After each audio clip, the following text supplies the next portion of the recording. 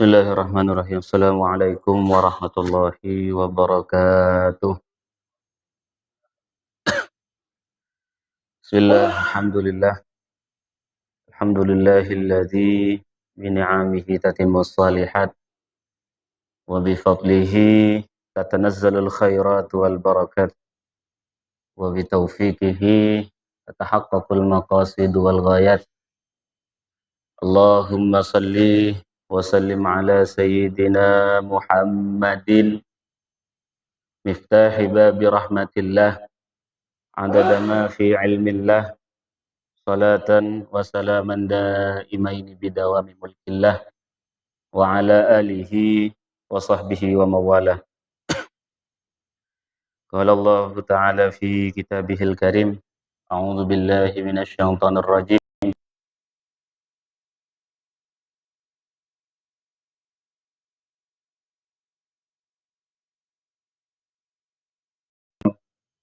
Allahumma inni as'aluka nafsan mutmainnatan tu'minu biliqa'ika wa tarda biqada'ika wa taqna'u bi'ata'ika. Qalu subhanaka la ilma lana illa ma 'allamtana innaka antal alimul hakim. Rabbi shrah li sadri wa yassir li amri wahlul 'uqdatam min lisani yafqahu qawli. Allahumma inni qad istawda'tuka ma 'allamtanihi fardudhu ilayya inda hajati ilayhi ladun sinihi ya rabbal alamin. Alhamdulillah, hadirin jamaah salat subuh dan kajian subuh rahimakumullah, kita masih bisa diberikan kesempatan oleh Allah Subhanahu wa taala yang berupa nikmat sehat dan nikmat sempat untuk tetap istiqomah dalam rutinitas kita yang berupa kajian subuh yang insya Allah penuh barakah ini.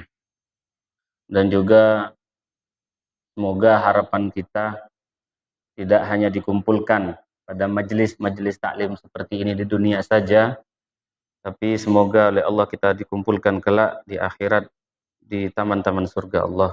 Amin amin Allahumma amin.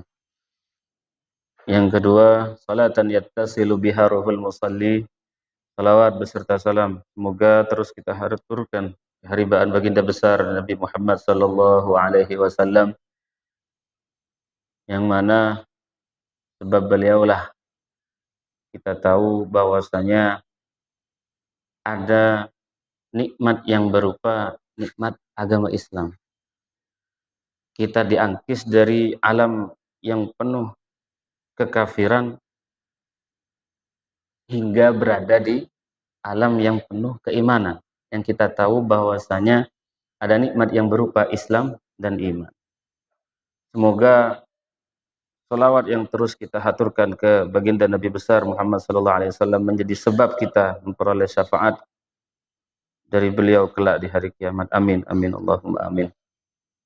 Hadirin jamaah kuliah subuh rahimakumullah, melanjutkan kajian kita. Ini ada hadis dari Rasulullah sallallahu alaihi wasallam, la yu'tillahu li ahadin khamsan illa waqad a'adda lahu khamsan ukhra.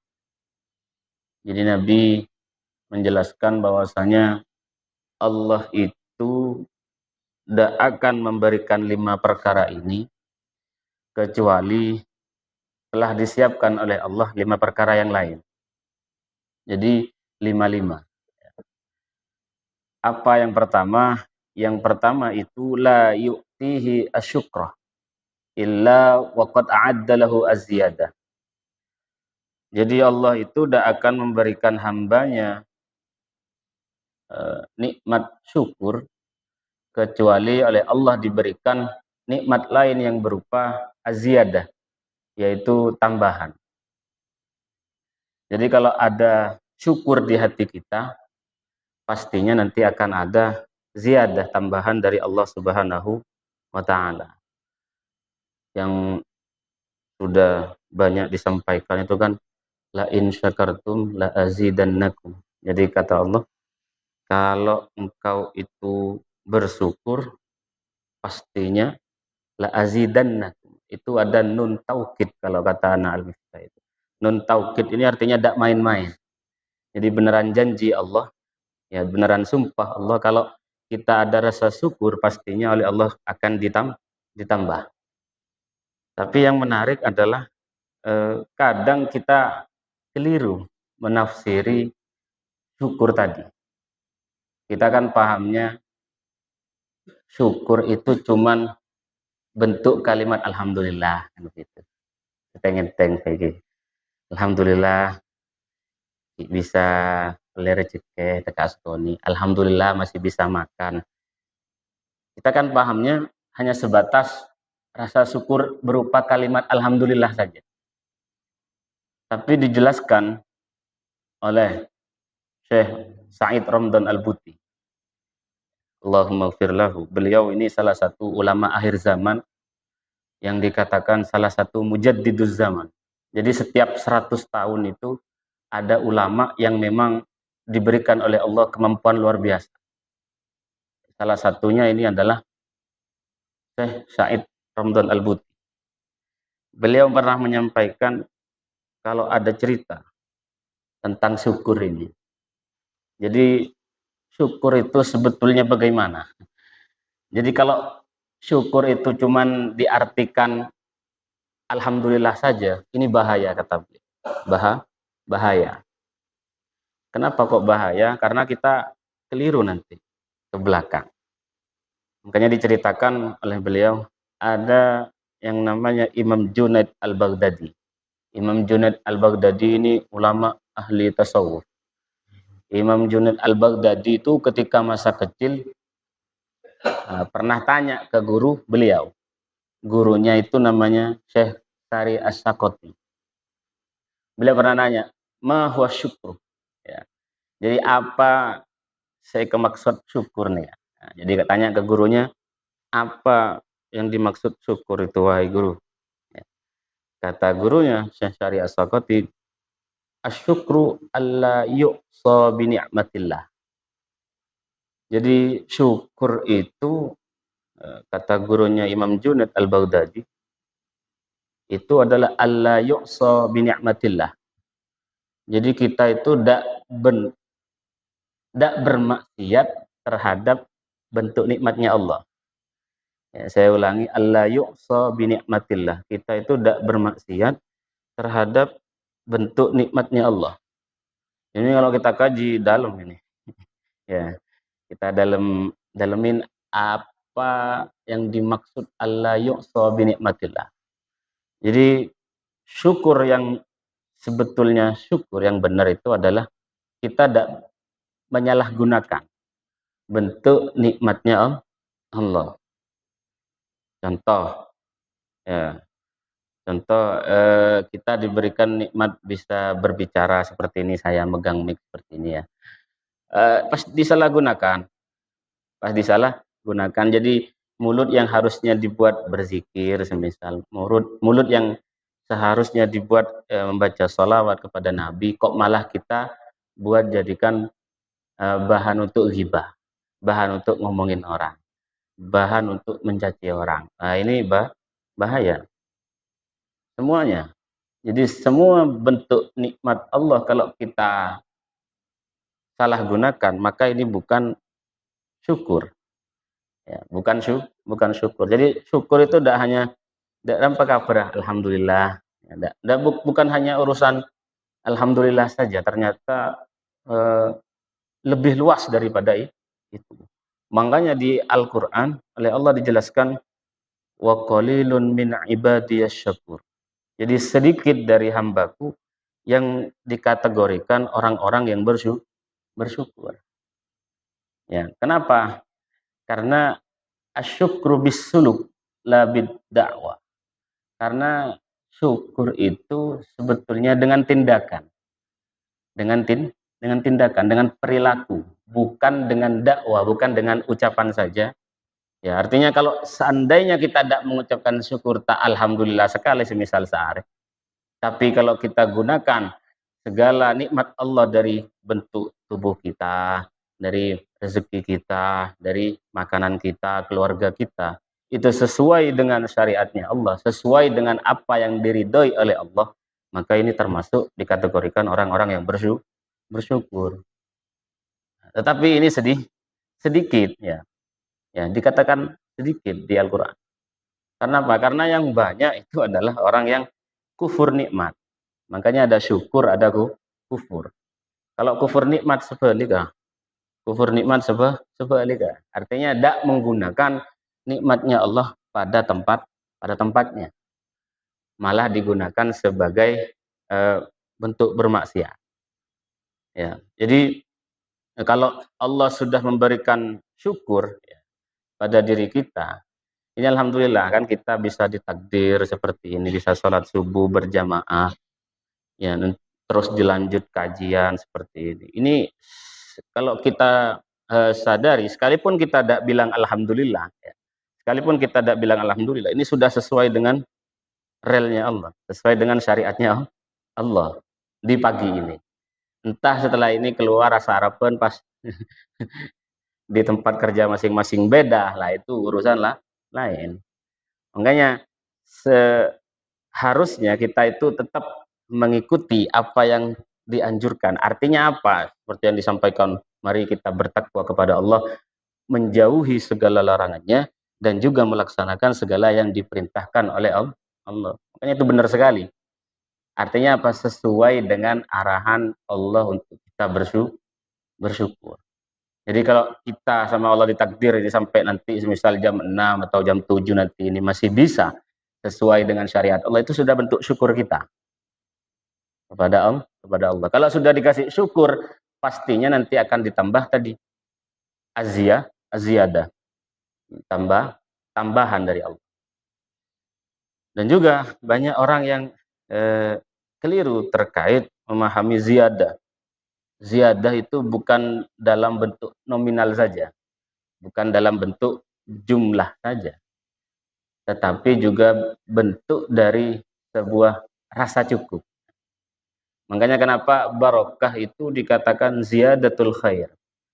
Barokah itu dikatakan ziyadatul khair. Apa ziyadatul khair itu? Bertambahnya kebaikan. Bertambahnya kebaikan, tidak harus bertambah nominalnya. Ya, makanya kalau orang di pondok itu imantar barokana ilmuna, ya. Kan begitu. Mentar barokah senyara ilmu, kan begitu. Artinya apa? Ini kan bentuk doa. Lah ketika keluar pesantren ternyata anak semisal tidak jadi ustaz, tidak jadi apa, tapi pasti kocak, oh tak barokah berarti ilmu. Ini keliru. Artinya apa? Bentuk barokah itu tidak ketemu. Tidak ketemu. Artinya memang orang kelihatannya dari segi nominal uang lah semisal ya, itu sedikit.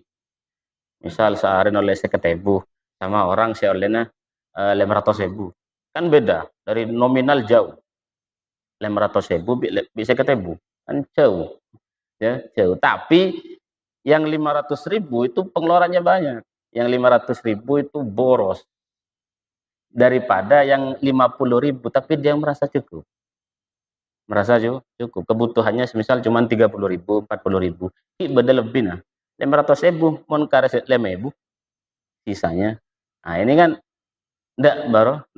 Artinya bentuk ziyadatul khair itu bukan nominal, tapi jumlah, tapi rasa syukur kita, rasa cukup kita. Artinya enggak melulu bentuk, enggak bentuk jumlah. Makanya kenapa kok sekarang itu banyak yang kemarin kejadian musibah di pesantren itu di Sidoarjo, kan banyak orang itu yang mengatakan, oh kiai numpak Mercy pesantren dapat kuli. Nah, ini luar biasa. Nah, artinya apa? Ini tidak paham bentuk barokah tadi. Jadi kalau santri ini hikmah kepada gurunya, ini bentuk mengharap barokah. Apa barokah itu tadi? Bertambahnya kebaikan. Bertambahnya kebaikan. Artinya bukan menjadikan santri tetikuli, bukan. Tapi memang santrinya yang seharusnya sadar itu sedang dalam proses mencari ilmu, talabul ilmi, untuk mengharap barokah dari guru. Bukan pas gurunya nyuruh, ayo ngecor kafe, ngecor. Coba berarti babu, bukan. Sebetulnya itu melatih bentuk hikmah. Ya, kalau memang di awal-awal, yo santri ini kadang tak sadar, munduk tak pernah. Arama tak pernah coba kue rosorot tok bigai. Rosorot tok sama. Karena saya juga di sini merasakan, Pak, suruh nata sandal, anguk muan, sama. Tiap ngaji telah disuruh nata sandal sama Ustaz. Nah, ya kan? Belum sadar. Artinya apa? Nah, nanti ini sadarnya kapan? Ketika sudah mulai bisa berpikir, oh ternyata disuruh nata sandal itu ada fungsinya. Nata apa? Nata hati. Ada, saya belajar seperti ini dulu di pondok Sorota atau sandal. Buan, Pak. Bening kalau puluhan. Kalau di sini kan sandalnya cuma puluhan. Kalau sandal santri pondok, buan pas Sorota itu hitung-hitung. Pelesong. Tapi itu ternyata adalah bentuk menata hati. Lah ini yang mahal, yang tidak ketemu di luar. Artinya seperti itu, pelajaran-pelajaran hikmah seperti itu tidak ditemukan di luar pesantren. Dan ini malah menjadi barang yang digoreng tiap hari oleh netizen di luar. Ini bahaya. Jadi seperti tadi, artinya kalau Allah sudah memberikan rasa syukur kepada kita, pastinya nanti akan ada ziyadah. Kalau kita semakin bersyukur, kita semakin menjalani hidup sesuai dengan syariatnya Allah, sesuai dengan koridornya Allah, pasti akan ada itu. Ziyadah itu tambahnya pasti ada. Sekalipun bukan berupa bentuk nominal, tapi bentuk rasa kecukupan hati. Ya semahal itu, Pak. Ya, mahal itu ketenangan hati. Makin lebihnya pesen mun tak tenang, kan bahaya. Ya kan ya. Itu yang pertama. Yang kedua, wala yu'tihi ad-du'a illa waqad a'adda lahul istijabah. Jadi Allah itu kalau sudah memberikan doa kepada hambanya, tadi kan satu syukur, yang kedua doa. Kalau kita ditakdir oleh Allah masih bisa berdoa, masih suka berdoa kepada Allah, masih sering curhat sama Allah lah, pasti nanti akan ada yang namanya istijabah, bentuk pengabulan doa dari Allah Subhanahu wa Ta'ala. Ya. Tapi kadang kita tidak memahami kapan ini terkabulnya, ya Allah. Mati abid minta benar perasaan tapi letih terkabul. Nah, kan begitu. Masalahnya di situ. Nah, kalau dijelaskan oleh Imam Ibnu Athaillah Sakandari itu fil waqtil ladzi yurid la fil waqtil ladzi turid. Jadi kapan Allah itu mengkabulkan doa-doa kita? Fil waqtil ladzi yurid. Bektoh se Allah ni kekesokan bila. Bukan fi waqtil ladzi turid. Bukan di waktu yang engkau inginkan. Karena semuanya itu sudah diatur oleh Allah sejak zaman azali. Jadi kita ditakdir saat ini bisa duduk seperti ini, Pak. Itu sudah ditakdir di zaman azali. Tausamin kalau mentor bisa ikut kajian subuh, tidak usah. Itu sudah ditakdir. Artinya sudah dicatat sama Allah. Ya. Ada yang menarik lagi, yang mungkin kalau kita salah memahami bahaya ini. Jadi yang Ibnu Athaillah Sakandari itu dalam kitab Hikam ini, kitab tasawuf ini merengis pola. Kalau kita salah paham bahaya. Jadi mau ngaciro separuh nih bahaya. Ya, ada daunnya beliau tuh begitu. Kaifa yakunu talabuka allahi sababan fi ataihi as-sabiq. Jadi kalau kita terjemah kaifa yakunu talabuka allahi. Jadi bagaimana permintaanmu yang baru-baru ini? Doa ini kan Pak. Ya sekarangan ini kan artinya bukan dari zaman dulu. Bagaimana doamu yang sekarang ini itu menjadi sebab ya fi ataihi as-sabiq. Sebab pemberian Allah yang sudah dari zaman dulu. Artinya apa? Kadang kita merasa kebaik nampak kula dua, cuman bi Allah lah pakabul. Ya artinya kan begitu. Bagaimana Allah itu apa ya, memprogram dunia ini, kula minta terus berarti orang yang sebagus misal. Ya Allah berarti orang yang sebagus. Tapi ternyata saya ditakdir sama teman-teman saya luar biasa. Saya tukang maksiat, saya minum minuman, saya main judi semisal. Artinya berlawanan, berlawanan. Atau permintaan kita, doa kita yang tidak segera dikabul oleh Allah. Jadi kebaikan apa doa nih kan? Nah, ini kan kalau dipikir seperti itu bahaya ini. Jadi dijelaskan kaifa yakunu talabuka al-lahiq. Bagaimana permintaanmu yang sekarang ini itu menjadi sebab ya fi ataihi as-sabiq, menjadi sebab bagi pemberian Allah yang sudah zaman dulu. Jadi tidak bisa kita itu komplain istilahnya. Tidak bisa komplain. Ya, kalau kita memang sudah ditakdir begini, ya akhirnya memang ya sudah seperti itu. Kalau bisa komplain. Komplain kan tak nyaman nih kan. Kan tidak sesuai dengan kehendak kita. Lah kadang takdir itu memang sesuai dengan apa yang Allah inginkan, bukan sesuai dengan apa yang kita inginkan. Nah, ini pembahasan dalam sebetulnya. Ya semoga mentertak ngantuk wis ngidik. Bahaya, mon telepon itu bahaya. Jadi bagaimana kita memahami? Jadi kenapa kok harus ada doa kan begitu? Kok Allah masih nyuruh kita doa, padahal sudah Allah ciptakan semuanya dari dulu. Kebayang apa satu? Kayak apa? Jangan mau takdir nanti memang akhirnya masuk neraka akhirnya. Misal begitu, Pak. Kalau dibikin keras seperti itu, mai takdir aku jangan subuh berjamaah, mai takdir ikut kajian subuh seperti ini. Kalau emang akhirnya nanti masuk neraka, nah, itu kan bahaya. Pah komplain ke pengira. Nah, jadi dijelaskan sama Imam Ibnu Athaillah terusannya bagaimana? Jadi bentuk doa yang kita lakukan sekarang ini itu sebagai bentuk ta'abbudan ilallah. Nah ini. Jadi bentuk penghambaan kita kepada Allah. Jadi kita tidak tahu nanti apakah sholat kita itu diterima, apakah ikut kegiatan kajian subuh seperti ini bisa menjadi catatan amal baik. Kita kan tidak tahu. Tapi ini sebagai bentuk ta'abbudan ilallah, bentuk kita mengaku sebagai hambanya Allah. Mencari ilmu itu kan wajib sebetulnya, Pak. Makanya orang kenapa kok diwajibkan mencari ilmu dari ya, minal mahdi ilal lahdi, kan begitu. Sejak dalam buayan ibu itu suruh nyari ilmu sebetulnya sampai nanti mati. Artinya apa? Kalau saya pribadi tak cukup kan konduktor, enggak. Artinya mencari ilmu seperti ini, kajian seperti ini kan muka kita boleh kan berarti gitu. Nah, ini sebagai bentuk kita itu ya menghamba kepada Allah, bentuk ibadah. Lah itu nanti yang kita harapkan menjadi ridhonya Allah. Bisa Allah kok bisa mengubah onjar ya, pakai takdir ketik masuk neraka dulu ternyata dia tidak rajin loh. Salat subuhnya rajin. Ya, artinya dia ikut kajian begini rajin. Itu menjadi catatan bagi Allah. Beda catatan kaki, Pak. Bertokang catat beda malaikatnya. Lah itu. Jadi orang kadang memahami bentuk doa ini salah. Ya, artinya dijelaskan oleh Imam Ibnu Athaillah kalau doa itu sebetulnya ta'abbudan ilallah saja.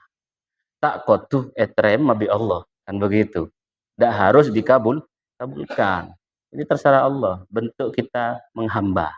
Kita ngaku kalau kita itu hambanya Allah. Lamun taat dua sekali bahaya, Pak. Kan mun kita hikam tahu satu can Ustaz beri. Wah, ini bahaya pengajar separah ini. Bahaya tahu satu lah masuk neraka failah bareng-bareng. Nah, ini bahaya seperti itu.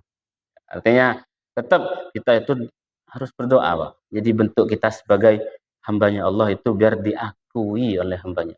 Begitu. Nah, itu yang kedua. Yang kedua, pasti kalau ada doa nanti itu akan ada istijabah. Ud'uni astajib lakum. Kan begitu. Jadi kata Allah itu atuwaban kafi nanti pasti astajib lakum. Nah ini. Jadi banyak redaksi yang memang saling menguatkan kan begitu. Jadi sama Allah di surat ud'uni ya, astajib lakum. Jadi berdoalah kalian. Ya, agar nanti aku tetap bisa mengabulkan. Dia harus tetap imbang. Kalau seandainya memang sekarang doa kita belum terkabul, ya udah, ini bentuk ta'abbud saja, bentuk ibadah saya kepada Allah. Itu yang kedua. Yang kedua. Lalu selanjutnya, wala yu'tihi ad-du'a illa, ini, wala yu'tihi al-istighfar illa waqad a'adda lahul ghufran. Jadi yang ketiga, Allah itu sudah menyiapkan, nah, semisal kita sudah diberikan istighfar, kita sudah diberikan mohon ampun, kan begitu, kepada Allah. Pasti nanti gimana? Allah siapkan yang namanya ghufran. Apa ghufran itu? Ampunan. Jadi kalau kita tadi sudah syukur, Allah akan memberikan kita yang namanya ziyadah. Kalau Allah sudah kasih yang namanya doa kepada kita, pasti nanti akan ada yang namanya istijabah. Ya. Kalau sekarang Allah sudah memberikan kita istighfar, kita ditakdir oleh Allah, ya, diberikan kesempatan oleh Allah untuk sering baca istighfar begitu. Pasti nanti akan ada ghufran, ampunan dari Allah Subhanahu wa taala. Ya, kenapa? Karena bentuk istighfar ini pun macam-macam. Istighfar ini macam-macam. Dari bacaannya saja. Dari bacaan istighfar ini kan macam-macam. Pada sepanda astagfirullah, astagfirullahaladzim, astagfirullahaladzim, itu yang pendek. Pada sebut lancang, astagfirullahaladzim, alladzi la ilaha illa wal hayyul qayyum wa atubu ilaih. Berpanjang. Ada istighfar versi Nabi Yunus. Nabi Yunus ketika masuk ke dalam perutnya ikan paus itu, ya, artinya ditelan oleh ikan paus, sadar Pak Nabi Yunus ini. Wa nada fi dzulumat, jadi berdoa beliau ketika di dalam perut ikan, ya, ikan paus. Coba kita ditelan, kan tidak ada Pak orang yang telan ikan paus bisa QOD. Cuman mungkin ini Nabi Yunus saja. Jadi ketika beliau ditelan, nah ini menjadi bentuk koreksi, nah, bentuk muhasabah diri bagi Nabi Yunus. Akhirnya beliau doa, la ilaha illa anta subhanaka inni kuntu minadh dhalimin. Nah, jadi ini bentuk istighfarnya Nabi Yunus. Ya. Artinya lebih panjang daripada tadi kan, ya. Kalau tadi cuman astagfirullah, langsung minta ampun ya Allah, kan begitu. Kalau Nabi Yunus itu beda, ada la ilaha illa anta subhanaka inni kuntu minadh dhalimin. Ya, itu versi Nabi Yunus. Ada yang versinya Nabi Adam. Versinya Nabi Adam, beda-beda. Kalau Nabi Adam, Rabbana zalamna anfusana wa illam taghfir lana wa tarhamna lanakunanna minal khasirin. Ya Allah, Rabbana zalamna anfusana. Ya Allah, aku telah betul-betul menzalimi diriku. Jadi ini ceritanya Nabi Adam, ya, dibuang dari surga. Minta sebuah orang istighfar. Kenapa kok dibuang dari surga? Karena tadi kesalahan, ya, makan buah khuldi itu, ya, sudah dilarang sama Allah. Ceding dah, jangan dekati. Kau boleh Adam, terserah, estina sorga pada maaf, terserah. Mau kau makan, nikmati semua. Cuma satu saja, jangan kamu dekati. Yaitu apa? Buah khuldi. Jadi aman, sentosa, sejahtera di surga. Nabi Adam ini dulu. Tapi karena merasa sendiri tak nyaman ya. Makilan di surga biasa tak nyaman ya. Jadi mama minta request ke Allah, ya Allah, beri yakin kula teman hidup, pasangan hidup. Ya. Mun ketibi anikmatin surga ngai ke lebar, orang sempurna ya Allah. Kan begitu. Request lah keluna. Akhirnya diciptakan Siti Hawa. Khuliqat min dila. Jadi diambil dari rusuk sebelah kirinya Nabi Adam. Ya, diambil rusuk sebelah kiri, diciptakan, ternyata jadi Siti Hawa. Aman sentosa berapa tahun. Ya, karena setan ini ada benar goda Nabi Adam, lotik bisa, Pak. Tidak bisa. Mau menjatuhkan Nabi Adam itu tidak bisa.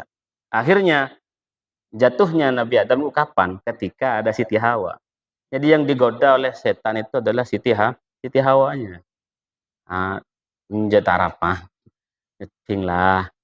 makan lo nyaman bro. Itu buah yang bisa kamu abadi selamanya, tak kira mati. Kalau Nabi Adam tuh pasti mati lagi ya. Nah, akhirnya digoda, Ibu Hawa ini digoda. Akhirnya Ibu Hawa, aku udah ke Nabi Adam. Begitu.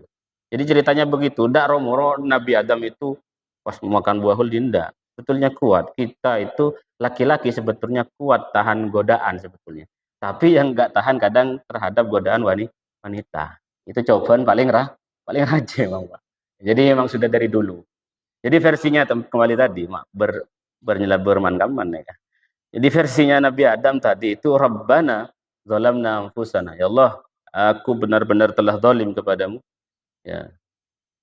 Terus Rabbana zalamna anfusana wa illam taghfir lana wa tarhamna. Jadi kalau engkau itu tidak mengampuni aku, engkau tidak kasihi aku, lanakunanna minal khasirin. Maka saya termasuk dari golongan orang-orang yang merugi. Merugi. Nah, itu yang versinya Nabi Adam. Tidak sesimpel astagfirullah saja. Lalu ada versinya Nabi Muhammad sallallahu alaihi wasallam yang disebut dengan Sayyidul Istighfar. Ya, artinya ratona istighfar nih. Ratona istighfar. Kalau Nabi Muhammad gimana istighfarnya? Allahumma rabbi ya la ilaha illa anta khalaqtani. Lancung, Pak. Lancung nih. Allahumma anta rabbi la ilaha illa anta khalaqtani wa ana abduka wa ana ala ahdika wa wa'dika mastata'tu wa a'udzubika min syarri ma sana'tu. Dan begitu panjang. Terakhir nanti faghfirli fa innahu la yaghfiru dzunuba illa anta. Artinya dari redaksi-redaksi istighfar tadi itu ya, kalau yang dari yang simpel astagfirullah saja sampai ke versinya istighfarnya Nabi Muhammad itu yang paling kuat ya. Yang paling kuat adalah istighfar di mana di situ ada kalimat tauhid dulu. Artinya kita mengaku bahwasanya tidak ada Tuhan selain Allah. Ini sesuai. Jadi istighfar itu memohon ampun itu sebetulnya adalah ba'da kamalit tauhid. Setelah sempurnanya tauhid dulu. Jadi kita tidak romoro minta sepora. Kalau minta sepora ya Allah astagfirullahaladzim nyon sepora ya Allah kan begitu. Bisa saja besoknya kita berbuat dosa lagi. Artinya apa? Kita tidak betul-betul taubatan nasuha.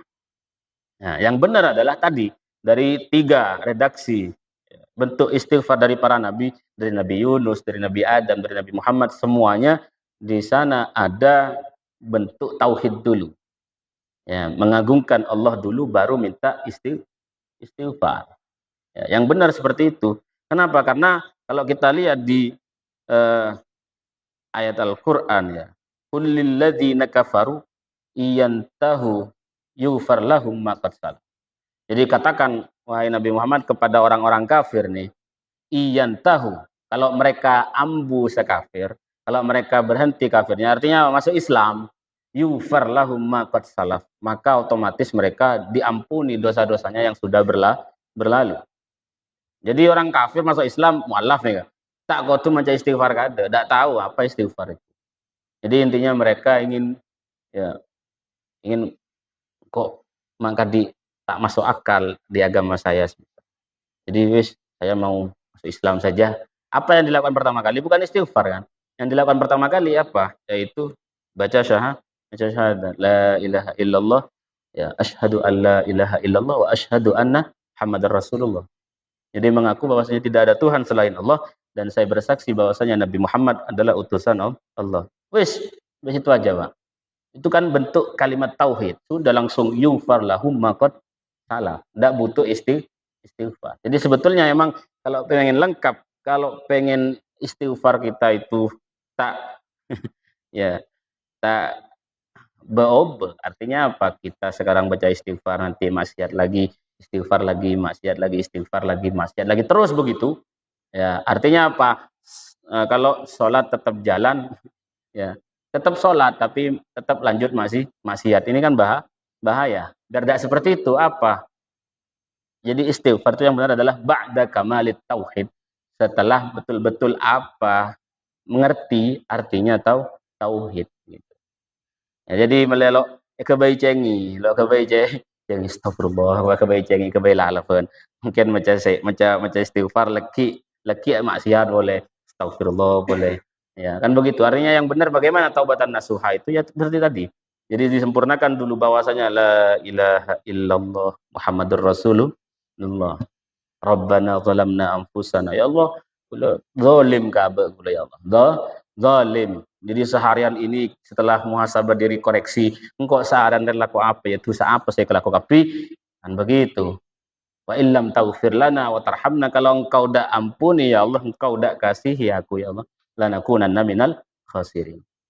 Ya wis, tiga dulu aja Pak ya. Lele toleran tak sahib. Siap, itu kan Paris kira. Mohon kita tutup ya. Semoga apa yang kita kaji barusan menjadi ilmu yang bermanfaat, ilmu yang berbarokah dan juga bisa kita amalkan sehari-hari. Semoga kita tutup dengan doa ba'da ta'allum. Bismillahirrahmanirrahim. Rabbana anfa'na bima 'allamtana, Rabbi 'allimna alladhi yanfa'una, Rabbi faqihna wa faqih ahlana وقرابات لنا في ديننا ربنا انفعنا بما علمتنا رب علمنا الذي ينفعنا رب فقهنا وفقه أهلنا وقرابات لنا في ديننا ربنا انفعنا بما علمتنا رب علمنا الذي ينفعنا رب فقهنا وفقه أهلنا وقرابات لنا في ديننا سبحان ربك رب العزة عما يصفون وسلام على المرسلين والحمد لله رب العالمين. Sekian dari kami. Allahul muwaffiq ila aqwamit thoriq. Wassalamualaikum warahmatullahi wabarakatuh.